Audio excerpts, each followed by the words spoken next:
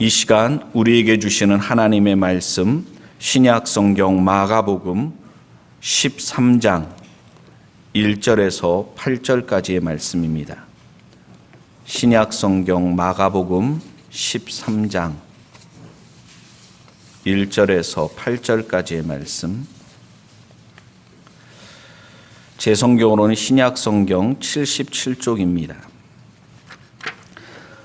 찾으셨으면 다 같이 한 목소리로 함께 읽도록 하겠습니다. 예수께서 성전에서 나가실 때에 제자 중 하나가 가로되 선생님이여 보소서, 이 돌들이 어떠하며 이 건물들이 어떠하니이까? 예수께서 이르시되 내가 이 큰 건물들을 보느냐? 돌 하나도 돌 위에 남지 않고 다 무너뜨려지리라 하시니라.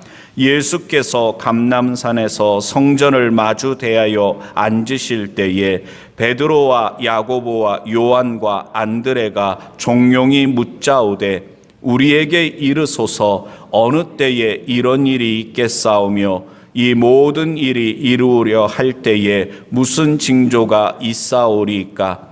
예수께서 이르시되 너희가 사람의 미혹을 받지 않도록 주의하라. 많은 사람이 내 이름으로 와서 이르되 내가 그로라 하여 많은 사람을 미혹해 하리라.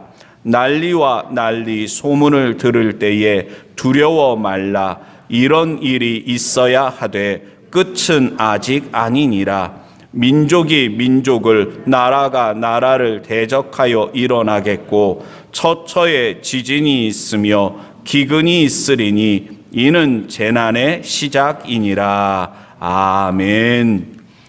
할렐루야. 하나님께서 이 시간에도 귀한 은혜 주실 줄로 믿습니다. 귀한 은혜 주실 줄로 믿습니다. 아멘. 우리 앞뒤 옆을 보고 인사 나누겠습니다. 참 반갑습니다. 은혜 받읍시다. 네, 감사합니다. 성도 여러분, 혹시 우리나라에서 양을 키우는 게 왜 어려운지 아십니까? 양을 키우는 게 우리나라에서 왜 어려운지. 양도 소득세를 내기 때문이랍니다. 무슨 말인지 잘 모르시겠어요?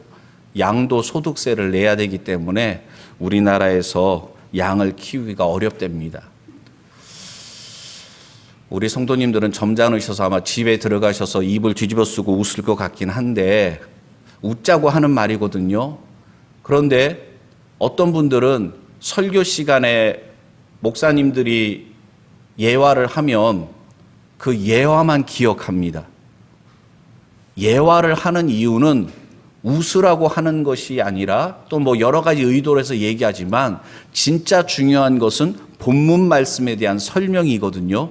그리고 이 말씀이 2000년 전 예수님께서 제자들에게 하신 그때 예수님께서 어떤 의도에서 어떤 이유로 말씀을 하셨는가, 그게 중요하고, 두 번째는 이 말씀이 기록될 당시, 그러니까 마가복음이 기록될 당시는 예수님이 이미 부활 승천하신 뒤입니다. 특별히 이방인 대상으로 핍박 가운데 있는 초대교회 성도들, 아무래도 로마에 있는 성도들을 대상으로 쓴 게 아닌가 여겨지는데, 그때 첫 수신자들에게 성령의 감동함을 받아서 마가 요한이 마가복음을 기록할 때 의도가 있단 말입니다. 성령님께서 그때 필요한 말씀을 주신단 말이에요. 그러니까 그때 성도들에게 이 말씀이 왜 중요하고 필요했을까? 그리고 기독교 2000년 역사, 그리고 오늘 나에게 이 말씀을 하나님께서 왜 주실까? 이유 없는 것은 없습니다. 하나님의 뜻이 있습니다. 세상 사람들은 어떤 좋은 일이 있으면 재수 좋다 그러지만, 사람들이 볼 땐 운이 좋다고 여겨지지만, 하나님의 살아계심을 믿는 성도들은 그 속에서 하나님의 뜻을 발견해야 됩니다. 좋은 일이든 안 좋은 일이든 내 입장에서 내가 주관이 되어서 바라보는 게 아니라 내 인생은 하나님의 것이니까, 예수님의 핏값으로 사신 바 되었으니까 나의 주인 되신 하나님의 뜻이 어디에 있는가, 거기에 주목해야 됩니다. 바라기는 집에 가셔서 양도소득세만 생각하지 마시고 이 말씀의 본문의 참뜻, 그리고 나에게 주신 말씀을 붙잡고 새로운 한 주간도 소망 중에 살아가는 우리 모두가 되기를 원합니다. 마가 요한은 예수님께서 성전에서 나가시고 그리고 감람산에서 성전을 바라보면서 성전이 철저하게 파괴되어질 것을 예수님께서 말씀하시는 이 내용 굉장히 중요하게 다룹니다. 물론 마태복음 24장에도 누가복음 21장에도 기록되어져 있는 말씀입니다. 그렇지만 내용에 약간씩 강조하는 부분들의 차이점이 있습니다. 특별히 마가복음 우리가 함께 읽은 13장 1절 2절 말씀을 보면 예수님께서 성전을 나가시는 장면을 특별히 부각시켜서 강조해서 나오고 있습니다. 이것은 단순히 성전 그 장소에서 예수님이 나가신 것에 그 방점을 중요하게 두는 것이 아니라 예루살렘 성전은 그 당시 유대교의 중심입니다. 정신적인 지주 역할을 해요. 그렇기 때문에 성전에서 나가셨다는 것은 그 당시 유대교와 결별하는 것을 의미합니다. 유대인들과의 결별을 상징적으로 나타내는 것입니다. 예수님께서 왜 성전을 나가셨는가? 유대교와 결별을 선언하시는가? 앞뒤 문맥을 살펴봐야 됩니다. 예수님께서 그냥 갑자기 예루살렘 성전이 파괴될 것이다 말씀하시는 것이 아니라 앞에 있는 내용, 마가복음 11장 12장 말씀을 보면 예루살렘 성전에 예수님께서 들어가셔서 이제 일주일간의 고난주간을 지내시면서 화요일쯤입니다. 성전에서 계속해서 논쟁이 벌어지는 겁니다. 사람들은 예수님께 당신이 뭔데 무슨 권세를 가지고 누가 당신에게 그런 자격을 줬느냐 그러면서 예수님께서 성전을 정화하고 성전에서 물건 파는 사람들을 내어 쫓으면서 너희가 강도의 굴료로 만든다. 내 아버지의 집은 기도하는 집이다. 너희들이 어떻게 여기서 이럴 수가 있느냐 막 꾸짖으시거든요. 그러니까 그 당시 대제사장들이나 서기관들이나 바리새인들이나 종교 지도자들이 가만히 있지 않고 예수님께 집요하게 공격하면서 따집니다. 논쟁을 벌입니다. 그리고 그 논쟁을 벌이는 과정 속에서 예수님께서는 그 당시 유대 종교, 유대인들이 가지고 있던 잘못된 생각들, 성경 말씀에 대해서 잘못 해석하고 이해하고 있는 것들에 대해서 바로잡아 주시고 그들의 잘못을 책망하시고 꾸짖습니다. 이 정도 되면 아니 예수님이 누구이십니까? 성경의 원저자 아닙니까? 하나님께서 선지자들을 통해서 여러 사람들을 통해서 성경이 기록되게 했지만 결국은 원저자는 하나님이신데 하나님께서 성육신하셔서 인간의 몸을 입고 이 땅에 오신 분이 예수님이신데 그분께서 이렇게까지 말씀하시면 우리가 잘못했습니다. 두렵고 떨리는 마음으로 회개하고 돌이켜야 되는데 그러기는커녕 오히려 예수님의 가르침을 트집 잡습니다. 예수님의 잘못을 들추려고만 합니다. 이러한 유대인들의 태도, 결국 그로 인해서 예수님은 성전을 나가시는 유대교와의 이제 결별을 선언하시는 그러한 장면을 보여주고 있는 것입니다. 여기서 유대인들의 어리석은 모습 우리가 비난만 할 수 있습니까? 성도 여러분, 우리의 모습은 어떻습니까? 우리가 주일날 교회에 나와서 설교 말씀을 듣습니다. 또는 가정에서 내가 개인적으로 성경을 묵상할 수도 있습니다. 하나님의 말씀을 듣는 것도 중요하지만 읽는 것도 중요하지만 우리가 그 말씀에 순종하여 살아갈 때 말씀의 능력이 나타나는 줄로 믿습니다. 우리는 어때요? 우리는 말씀에 대하여 아멘으로 화답하며 순종하며 그 말씀 앞에 나 자신을 쳐서 복종시키고 있습니까? 아니면 유대인들과 그 당시 종교 지도자들처럼 똑같이 반발하고 있지는 않아요? 우리 교회는 그런 분들 없지만 저쪽 다른 동네 교회는 그런 분들이 있대요. 목사님 또 내 얘기하는구만. 누가 또 목사님한테 내 이야기를 고자질했구만. 또 나들으라고 또 저런 또 설교하시는구만. 반발심이 생깁니다. 또는 가장 심각한 말씀 앞에서 가장 심각한 모습이 있는데 그게 뭐냐면 따라해 주세요. 가장 문제는 말씀 앞에 뭘까요? 무관심입니다. 무관심이에요. 목사님은 떠드십시오. 나는 지금 머리가 복잡하고 심각합니다. 몸뚱이는 여기 앉아 있는데 마음은 멀리 가 있어요. 성경 말씀을 읽기는 하는데 눈으로는 성경 말씀을 읽으면서 나와는 전혀 상관없는 무관한 말씀이 되어버리는 것입니다. 콩나물도요, 집에서 이렇게 물을 주면 자라요, 안 자라요? 콩나물도 안 키워보셨습니까? 오늘 집에 가시거든 콩나물 사다 좀 한번 키워보세요. 물 주면 물이 다 빠져나가는 것 같지만 콩나물이 자란단 말입니다. 그런데 그동안 하나님께서 우리에게 주신 말씀이 얼마나 많습니까? 하나님께서 우리에게 베풀어 주신 은혜가 얼마나 많습니까? 그런데 전혀 변하지가 않아요. 교회 다닌 지 10년, 20년 됐는데도 여전합니다. 왜 그럴까요? 무관심한 거예요. 나와는 상관없는 겁니다. 그러니까 서당계 3년이면 풍어를 읊는다고 하는데 뭔가 배우는 게 있고 뭔가 좀 변화되는 게 있고 성숙해지는 게 있어야 되는데 그런 게 우리 안에 나타나지를 않으니까 여러분 제일 전도하기 힘든 사람이 누구냐면 가족입니다. 가족은 말로 전도가 안 돼요. 내가 정말 예수님처럼 살아가지 않으면 내가 그리스도의 향기를 온전히 나타내고 거룩한 영향력을 끼치지 않으면 안 돼요. 물론 정말 믿음이 좋은데도 수십 년 기도했는데도 조금도 변하지 않는 정말 망구석 같은 꿈쩍도 하지 않는 그런 가족 때문에 힘들어하는 분들 제가 많이 봤습니다. 그렇지만 성도 여러분, 하나님께서 포기하지 않는다면 우리도 포기해서는 안 되는 줄로 믿습니다.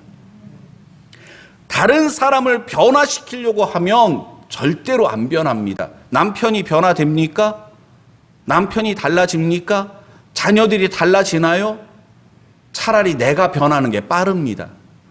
내가 변하면, 내가 달라지면 여러분 소망이 있습니다. 우린 자꾸만 가르치려고만 들어요. 그러면서 정작 나는 무관심합니다. 꿈쩍도 하지 않습니다.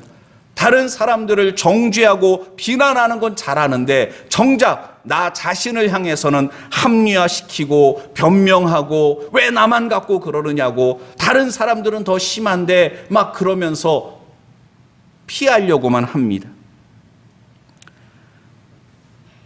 예루살렘 성전은 유대교의 구심점이었고 유대인들에게 있어서 자부심과 긍지였고 신앙생활의 중심지였습니다. 절기 때마다 예루살렘 성전에 유대인들은 모여서 하나님께 예배드렸습니다. 예물도 갖다 드렸습니다. 그런데 예수님은 예루살렘과 성전과 결별하십니다. 나와는 무관하다 그랬습니다. 왜 그랬습니까? 많은 선지자들을 통해서 끊임없이 하나님께서는 말씀하셨습니다.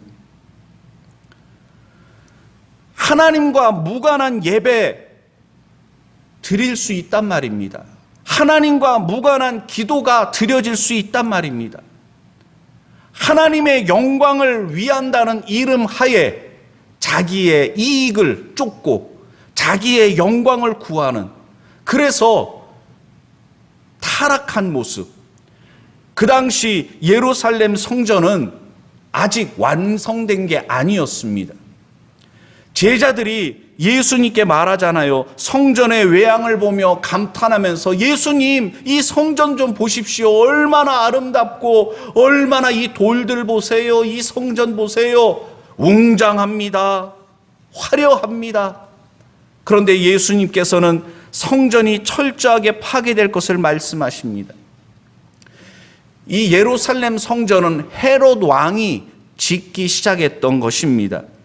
어느 정도 기간이 걸렸냐면요, 주전 20년경부터 공사가 시작돼 가지고서 헤롯 왕이 죽은 뒤에 주후 64년경쯤 완성이 됩니다. 예수님께서 이 성전을 바라보실 때도 여전히 공사 중이었습니다. 그런데도 웅장하고 화려했습니다. 전체 공사 기간이 약 84년 정도 걸렸습니다.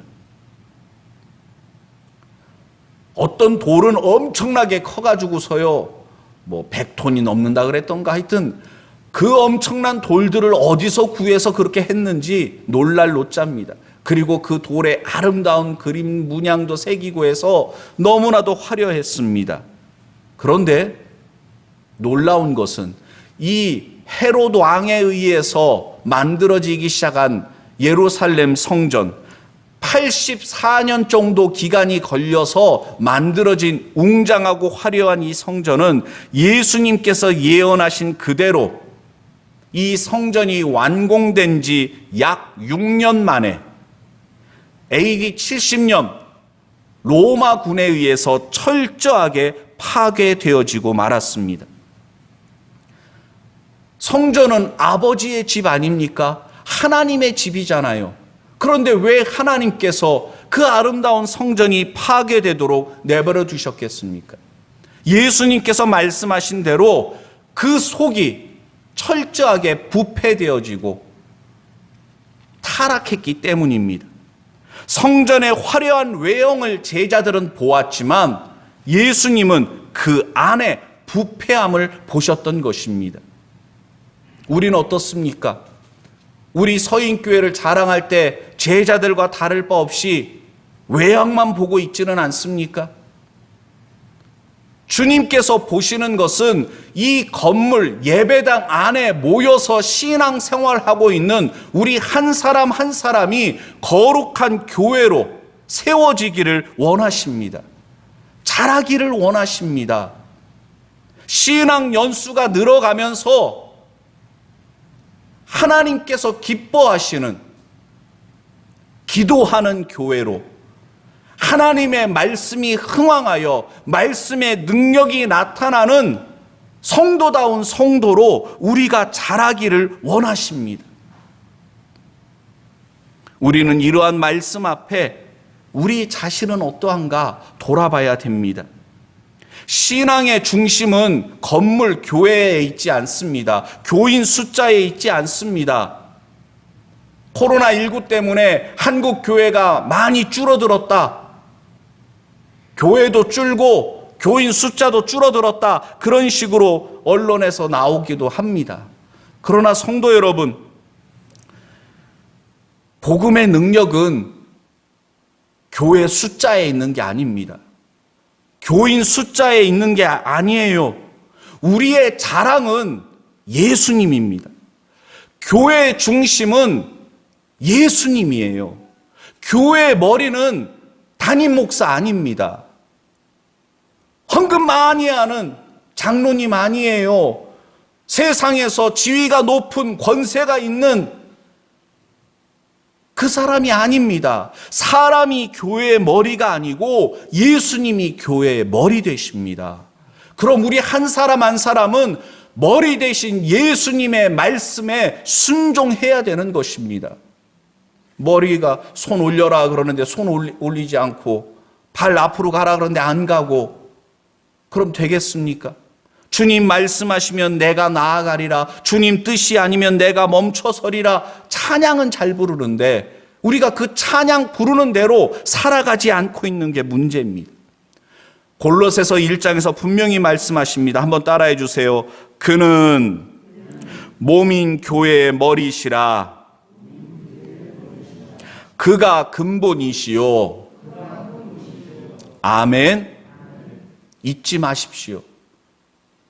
두려워해서는 안 됩니다. 교회가 위축된다. 세상 사람들이 교회를 비난하고 요즘 뭐 드라마라든가 영화라든가 교회에 대해서 성도들에서 굉장히 부정적으로 묘사하고 막 그러는데 여러분 예전엔 안 그랬습니까? 기독교 2000년 역사를 돌아볼 때 세상 사람들이 교회를 칭찬하고 교회에 대해 존경심을 갖고 그랬던 적은 거의 없습니다.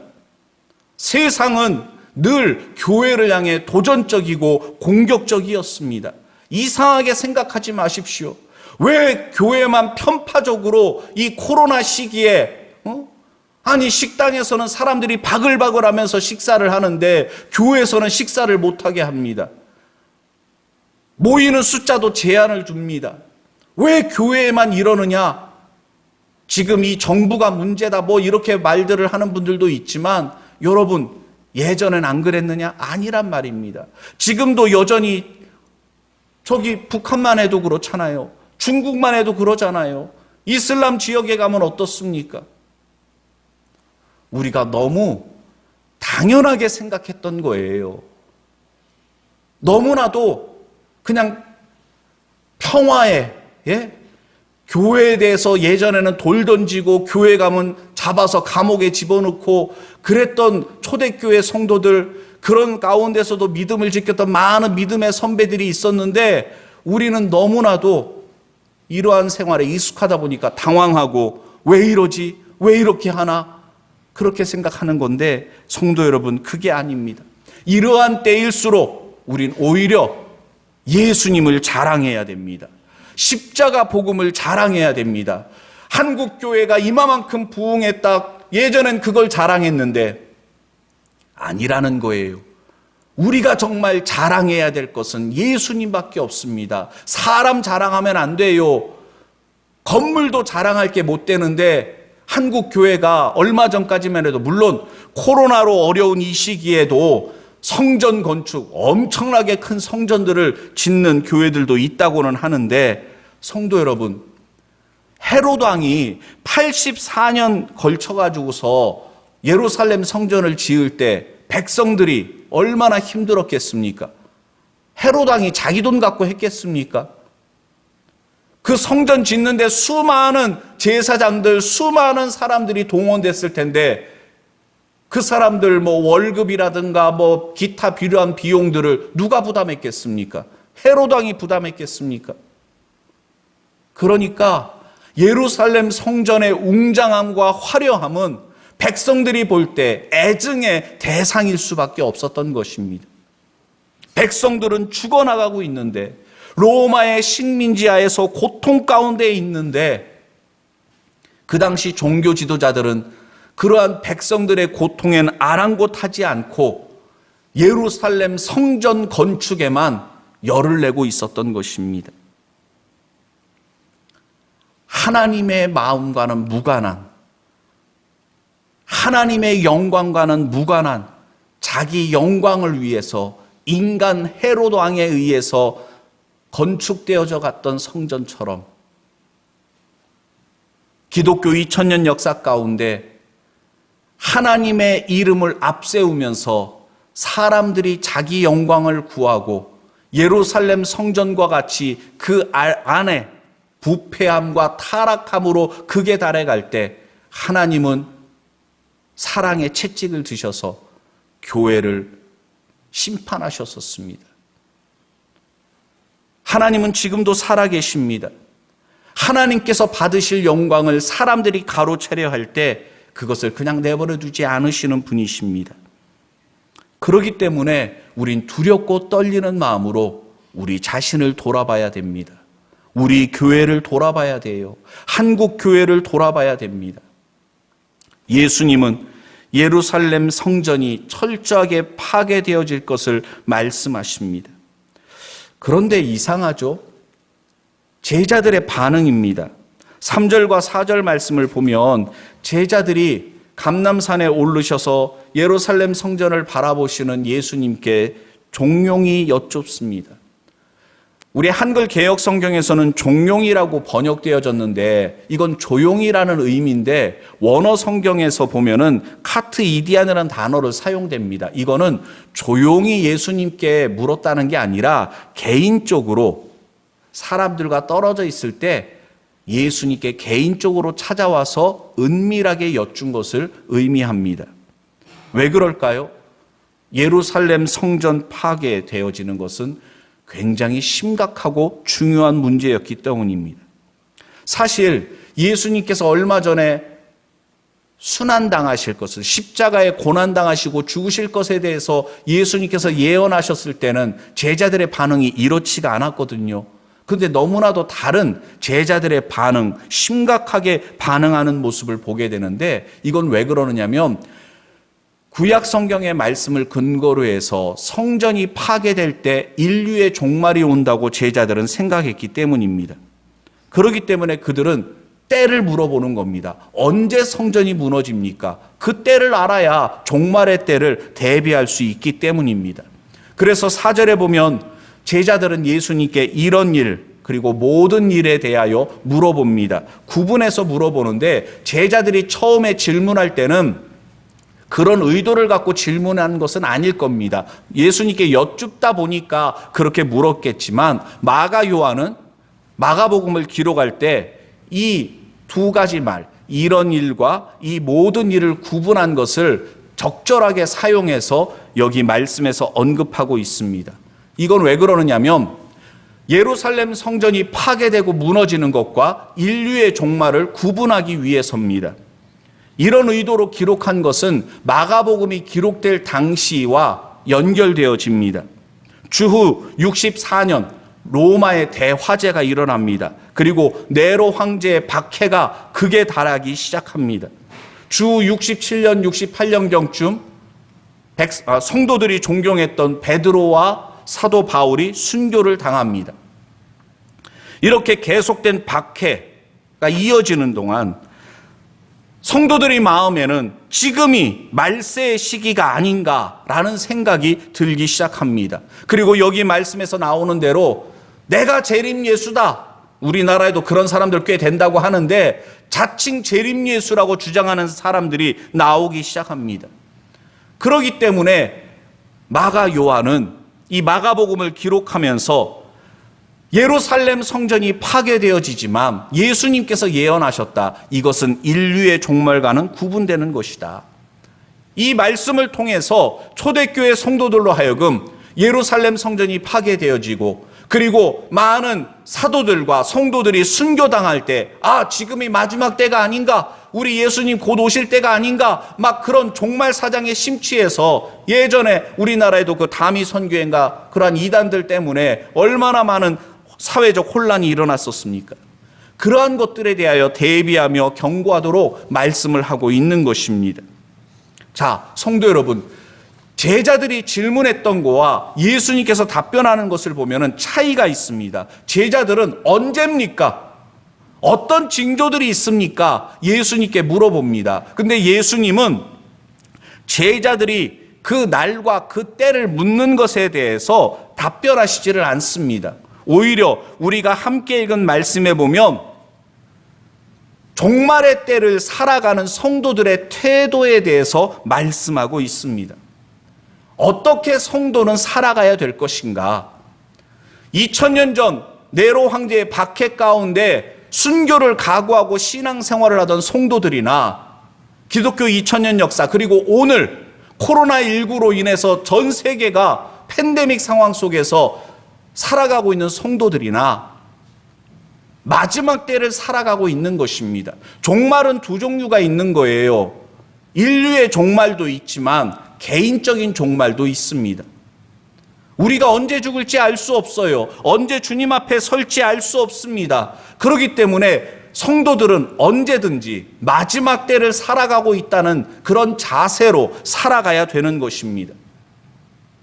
어떤 자세로 살아가야 됩니까? 오늘 설교 제목이기도 한데 미혹을 받지 않도록 주의하며 살아가야 됩니다. 한번 따라해 주시기 바랍니다. 미혹을 받지 않도록 주의하라. 아멘. 여러분, 성도들을 미혹하는 것이 너무나도 많습니다. 우리를 흔드는 게 너무나도 많습니다. 신천지라든가 하나님의 교회라든가 그런 이단들은 지금만 있었던 게 아닙니다. 초대교회 당시에도 영지주의를 비롯한 많은 이단들이 있었습니다. 그래서 거짓 그리스도, 자칭 예수, 내가 예수다, 내가 재림 예수다, 나를 믿어야 된다, 그렇게 성도들을 미혹하는 자들이 있었습니다. 적 그리스도도 있었어요. 적 그리스도는 뭐냐면 그리스도를 대항하여 성도들과 교회를 핍박하고 대적하는 사람이나 세력을 의미합니다. 요즘만 그런 게 아니에요. 요즘 뭐 개독교니 뭐니 하면서 언론이라든가 뭐 드라마, 영화 이런 데서 굉장히 부정적으로 교회에 대해서, 성도들에 대해서 비판하고 비난하고 있는데, 그런 사람들이나 세력은 지금만 있었던 것은 아닙니다.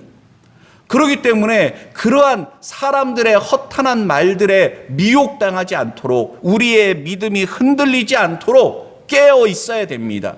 우리는 지금 영적 전쟁터에 있는 것입니다. 예수 그리스도의 군사로 부름받은 자들인데, 여러분, 훈련되어지지 않으면 군인이 군복만 입혀놨지 총 한 방 제대로 쏠 줄 모르면 어떻게 전쟁터에서 생명을 보존할 수 있고 임무를 수행할 수 있겠습니까? 코로나19를 통해서 한국교회는 뼈저리게 깨닫게 되었습니다. 아, 우리가 너무 훈련되어 있지 않구나. 우리가 너무 안일하게, 나태하게 신앙생활을 해왔구나. 매주 주일날 교회에 나와서 예배 드리고 뭐 하니까 믿음이 괜찮은 줄 알고 좋은 줄 알았는데, 시련에 고난이, 박해가, 어려움이 찾아오니까 여러분 너무나도 많이 흔들리고 약한 모습을 보이고 있는 것입니다. 영적 자만에 빠져서도 안 됩니다. 다른 사람들 바라보면서, 흔들리는 사람들 바라보면서 나는 저 사람과 달라, 나는 괜찮아 그러면서 착각하면 안 됩니다.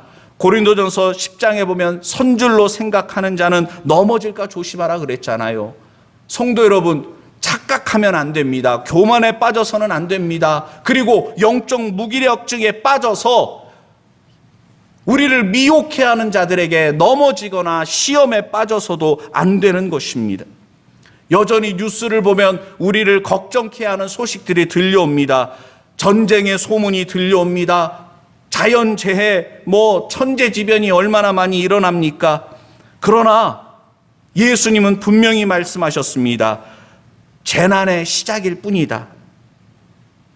말세는 아직 아니다. 너무 호들갑 떨지 마라. 너무 불안해하지 마라.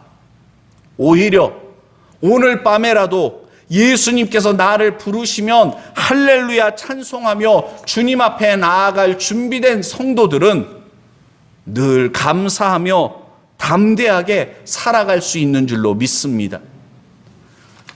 다음 주가 추수감사주일인데, 우리가 추수감사절이면 자주 부르는 복음성가 있잖아요.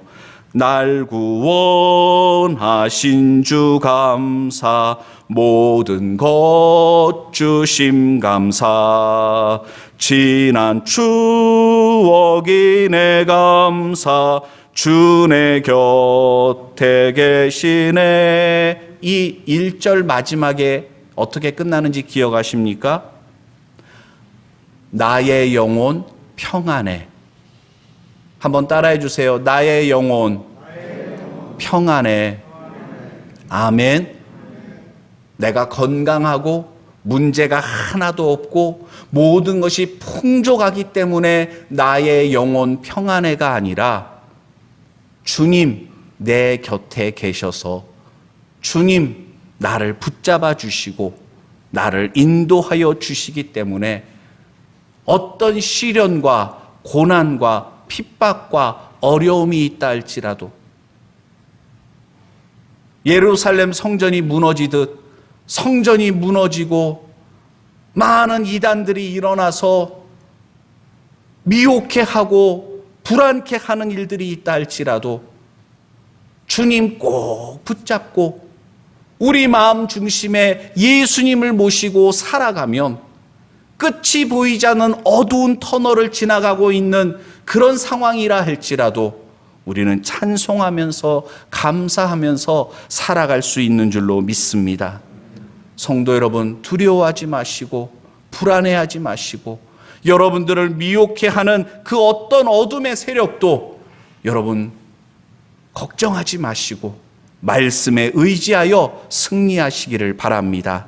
기도드리겠습니다. 이 시간 주신 말씀을 생각하며 우리 다 같이 함께 기도합니다. 걸어가신 아버지 하나님,